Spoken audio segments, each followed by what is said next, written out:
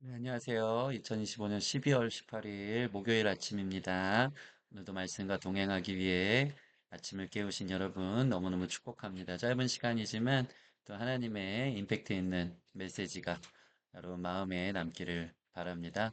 우리 출애굽기 22장 1절부터 15절까지 말씀 보겠습니다. 사람이 소나 양을 도둑질하여 잡거나 팔면 그는 소 한 마리에 소 다섯 마리로 갚고 양 한 마리에 양 네 마리로 갚을지니라. 도둑이 뚫고 들어오는 것을 보고 그를 쳐 죽이면 피 흘린 죄가 없으다. 해 돋은 후에 피 흘린 죄가 있으리라. 도둑은 반드시 배상할 것이다. 배상할 것이 없으면 그 몸을 팔아 그 도둑질한 것을 배상할 것이요.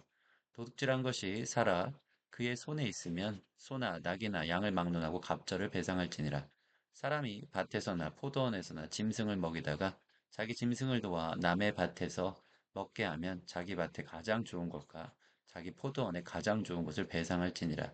불이 나서 가시나무에 댕기 낫갈이나 거두지 못한 곡식이 밭을 태우면 불 놓은 자가 반드시 배상할지니라.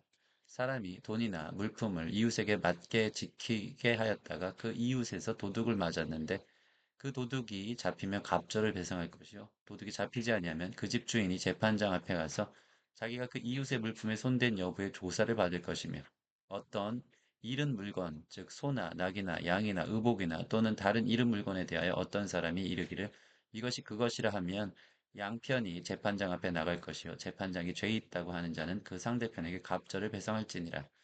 사람이 낙이나 소나 양이나 다른 짐승을 이웃에게 맡겨 지키가 했다가 죽거나 상하거나 끌려가도 본 사람이 없으면 두 사람 사이에 맡은 자가 이웃의 것을 손을 대지 아니하였다고 여호와께 맹세할 것이요 그 임자는 그대로 믿을 것이며 그 사람은 배상하지 아니하려니와 만일 자기에게 도둑 맞았으면 그 임자에게 배상할 것이며 만일 찢겼으면 그것을 가져다가 증언할 것이고 찢긴 것에 대하여 배상하지 아니할지니라.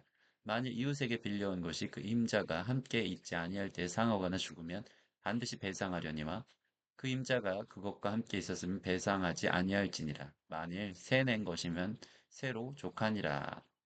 네, 오늘도 이 법에 관한 내용입니다. 특별히 이제 배상에 관한 법, 도둑질에 대한 손해와 또 과실, 또 그것에 대한 얼마나 정당한 배상들이 있는지.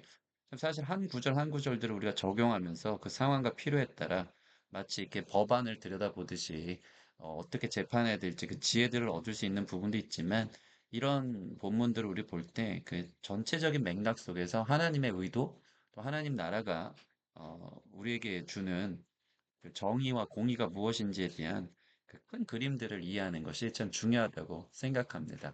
오늘 구체적인 것들을 좀 보면서 또 그 정신을 한번 좀 생각해 보기를 원하는데요. 재산 피해 또 배상에 관한 율례가 오늘 본문에 나와 있습니다. 첫째는 죄는 책임을 동반한다는 겁니다. 그러니까 내가 죄 지을 때는 아무 생각 없이 무책임하게 내 자신의 이익을 위해서 다른 사람의 것을 훔치거나 또 도둑질하거나 피해를 주었다면 가장 많이 나온 게 무엇입니까? 기본적으로 배상은 무조건 해야 될 거고 또 갑절을 배상해야 된다는 겁니다. 예. 그러니까 원래 있어야 되는 자리, 또 그 사람의 것을 빼앗았을 때 더 가중한 죄의 책임이 동반되어진다는 것이죠. 죄는 이처럼 무서운 것이고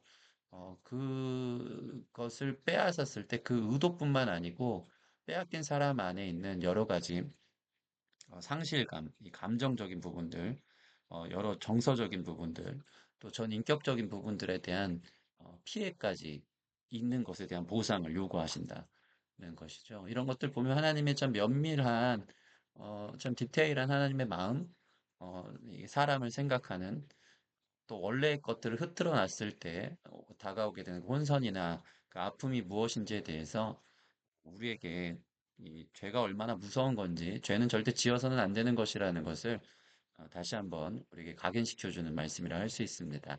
그래서 죄는 책임을 동반합니다. 가축을 훔칠 때 훔친 가축뿐만 아니고 소는 다섯 배, 양은 네 배로 가중 배상을 합니다. 또 남의 밭에서 짐승이 먹을 때, 그러니까 이런 것도 참 디테일하지 않습니까? 남의 밭에서 내 짐승이 남의 밭에 가서 맛있는 음식을 먹잖아요. 뭐, 예, 풀을 뜯어 먹잖아요. 그러면 자기 포도원에 가장 좋은 것으로 배상하라고 나와 있습니다.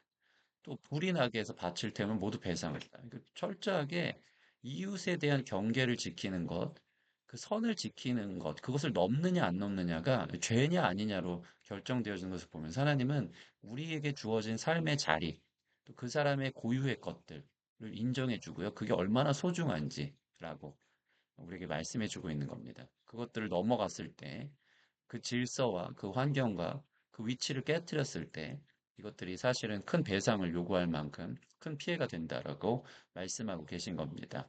또 고의와 과실과 사고를 구분한 정당성이 너무나도 디테일하게 이게 고대사의 법이냐 할 만큼 재판장을 세우면서 한 명 한 명의 상황들에 대한 정당성을 물어보고 있죠. 예를 들면 또 밤에 온 도둑을 죽이면 정당방위로 인정합니다. 생각해 볼까요? 밤에 도둑이 왔다. 잘 안 보이잖아요, 당시에는.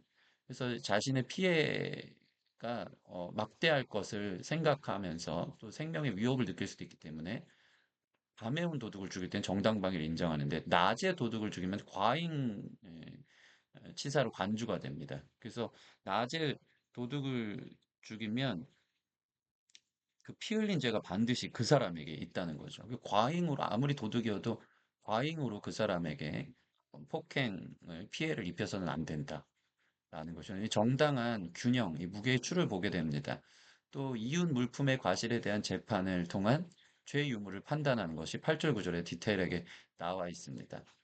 이윤 물품을 도둑 맞았는지 아니면 잊어버린 거라면 그 잊어버린 게 누구의 과실인지 뭐 이런 부분들에 있어서 정확한 판단을 끌어내고요.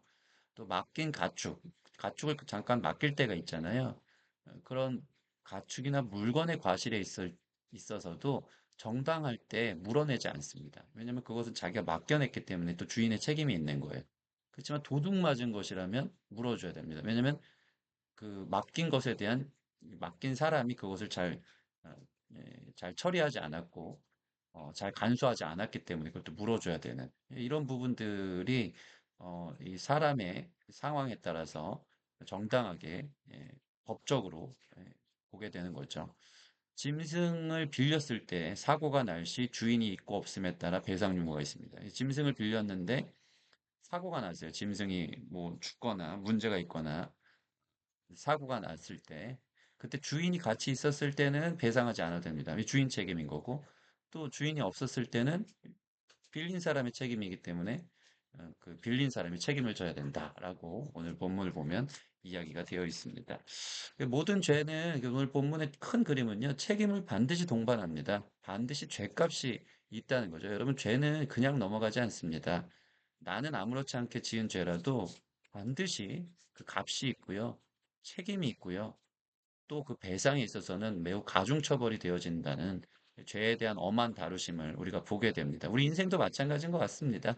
사람에 대해서든지 또 나 개인에 대해서든지 죄를 지을 때 반드시 책임이 옵니다. 또 죄는 반드시 값을 묻니다. 그냥 아무도 모르게 그냥 아무 가벼운 죄더라도 전부 다 남아 있고요. 그것에 대한 여러 가지 불이익들 또는 손해들 또 그 책임을 묻기 위한 나의 배상들 이런 것들이 반드시 삶의 여러 모양으로 남아있게 되어 있다는 거죠. 그래서 죄를 우리가 주의해야 됩니다. 또 의도와 상황과 책임에 따라 세밀하게 구별하며 정당하게 재판하는 거 보면서 하나님 나라의 공의와 정의를 보게 됩니다.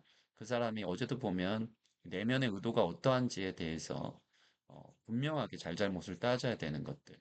이런 것들 보면서 우리 공동체나 또 이 사회나 이 나라나 그저 그 사람의 출신이나 신분이나 또 그 사람의 무슨 연줄이나 뒷배경이나 뭐 이런 거에 따라서 정당하지 못하게 대우할 때가 이 세상에 많은데 그 사람이 도둑이든 뭐가 됐든 그 빌려준 사람이든 주인이든 그 사람이 그 당시에 어떠한 이 행동과 상황을 따라 책임 있게 하지 않았느냐에 따라서 정당한 재판하는 것을 보면서 우리도 사람 차별하지 않고 참 그 상황에 따라서 그 사람을 대할 수 있는 것도 하나님 나라의 정의고 또 지혜라고 생각되어집니다.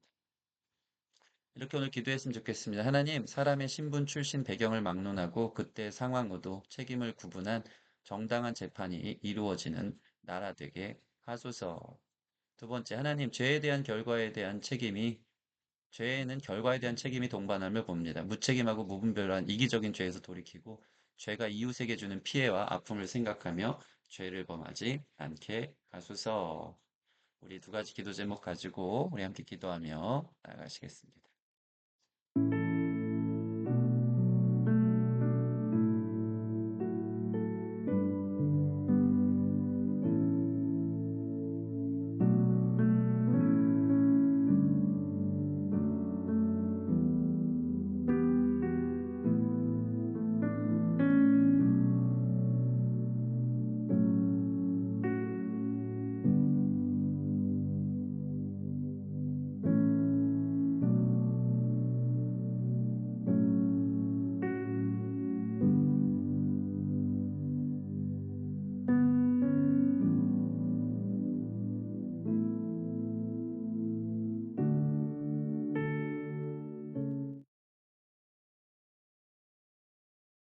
하나님 감사합니다. 우리가 계속해서 참 어려운 주의 율례와 법도와 계명에 대해서 배우고 있습니다. 그러나 이 마음과 아버지의 정신을 우리가 생각하며 죄가 얼마나 무서운 것인지, 죄에 대한 책임이 얼마나 큰지 생각할 때 우리가 가볍게 짓는 죄도 없도록 인도하여 주시고, 또 죄로 인한 막심한 이 세상 살면서 여러 가지 양적으로든 질적으로든 또 나 자신에게든 이웃에게든 그 책임을 묻게 되는, 또 죄로 인한 어려움을 당하게 되는 일들이 있다면 돌이켜 회개하게 하시고, 어, 다시 한번 하나님 만들어 놓으신 삶의 자리 안에 거할 수 있는 우리 모든 성도들 될 수 있도록 축복하여 주시옵소서. 특별히 우리가 사람을 대할 때도 이 하나님 나라의 방식대로 정의와 공의로 대하기를 원합니다. 공정한 재판이 이루어지는 나라 되게 해주시고, 사람들을 대할 때 그 사람의 신분, 출신, 배경, 무엇을 가졌느냐에 따라가 아니라 정말 그 상황과 의도를 따라 바르게 또 재단하며 또 그렇게 서로를 볼 수 있도록 인도하여 주시옵소서. 그러한 공평하고 정의로운 우리의 공동체가 되어지길 소원하며 예수님 이름으로 기도합니다. 아멘. 네, 감사합니다. 오늘도 말씀이 주는 그 줄로 재어준 상황 안에서 또 그 틀 안에서 건강하게 걸어갈 수 있는 우리 삶이 되기를 축복합니다. 감사합니다.